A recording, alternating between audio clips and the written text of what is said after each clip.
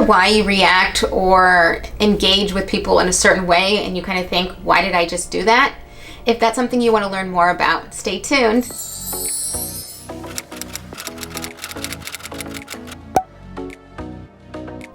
Welcome back to my channel. My name's Alyssa Cotten. I do videos on self-help, mental health, and motivation. I release videos out every Monday and sometimes on the weekend.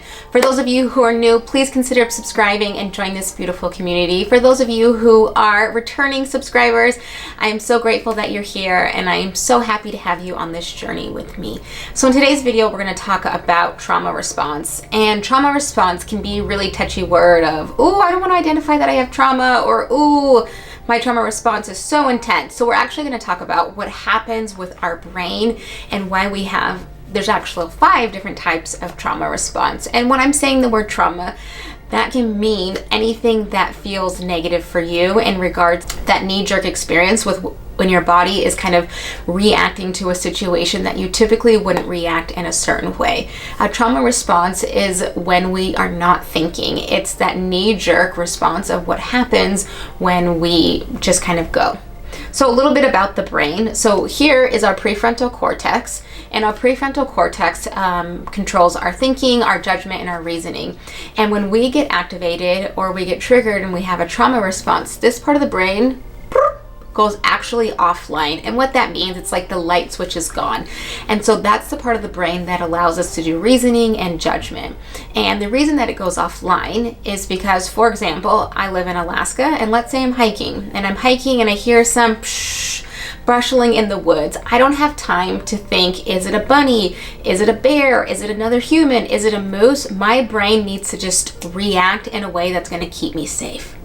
And so my part of the brain, this part that's going to sit there and say, maybe it's a bunny, maybe it's a bear, maybe it's a moose, maybe it's another hiker.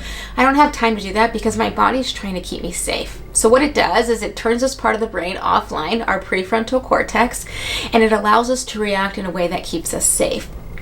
What happens is we go on with everyday life and we're no longer hiking in the woods fear of a predator. We might be at a work meeting, we might be in class, we might be with our family, and our body gets that same activation, that same triggering sensation, and this part of the brain goes offline, and then we have 5 different types of trauma responses. So today we're going to go over the 5 different types of trauma responses, and if this is something you want to learn more on, comment below and I'll create more videos on what happens with the brain when we feel activated or triggered. So in history, I'm sure you've learned about the 2 different types of trauma responses, which is fight or flight. And so as more research has come out, we actually know that there's 5 different types of trauma responses. We have fight, flight, freeze, submit, and attach. And those 5 different types of trauma responses can really give us insight on our either negative behaviors, our unhealthy coping skills. We might kind of feel in a funk and we're doing things that are out of the normal or out of our ordinary of our normal healthy coping skills. And this can give us more information that, I've probably been triggered and what do I need to do to kind of get back into that groove. So this first one is fight. And this is where the brain is like, I need to combat, I need to take charge, I need to own the position. This is where we can see ourselves become very argumentative. We might be picking a fight with our loved ones and being like, what am I even arguing about?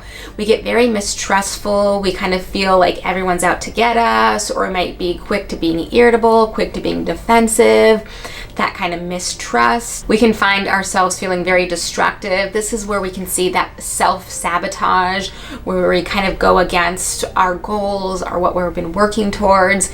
This can also seem as a lack of control. So it's like that fighting energy to kind of get control back into our life. And this can be really self-destructive. It can all the way go to the extent of having suicidal thoughts. The second one is flight, and this is kind of this idea that we need to escape, I need to get out, kind of very ambivalent, unable to commit. You might see this, and it could be seen as very entry level of unable to commit to plans with your friends, plans with your family, plans with loved ones, unable to follow through with maybe you're working on a project for yourself, maybe a goal that you're working towards, and you just can't seem to find that energy to kind of commit to move forward to that goal. This can also be seen as more addictive behaviors. You might be overindulging, You might get into that fine line of addiction, or you might engage into an addiction, which is an idea of an escape, right? If my reality is too unpleasant, I can use drugs and alcohol or other areas, and I can escape from my current reality. If you're questioning, are you indulging or it's an addiction, check out my video here on the 7 questions to ask yourself. Am I just overindulging, or is it actually an addiction?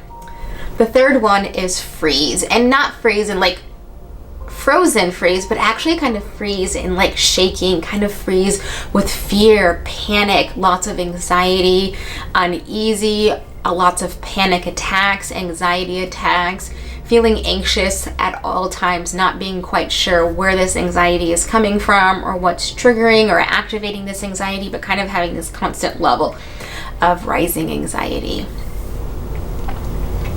This can also be seen as, I just want to go under the radar. I just want to not be seen, not be heard.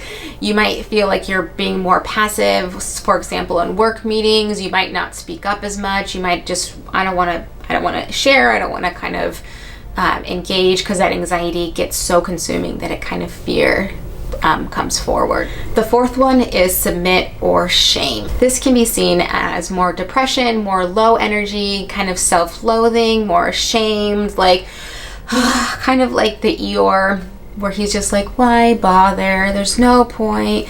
Very like low energy, just like low, drawn out, no motivation. This can be seen as, I'm just going to be the caretaker. I'm self-sacrificing. I'll just do it all because I can't rely on anyone.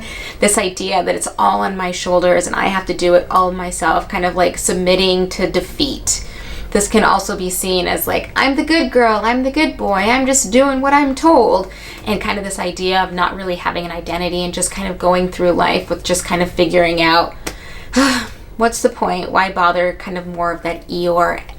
The last and final one is attach, cry for help. And this is being seen as looking for a connection. This can even be seen as, for example, just dating people just because you're just craving attention. This might be seen, for example, going out to hang out with friends, but you're not even wanting to hang out with them. You're just craving this attention. You're looking for connection.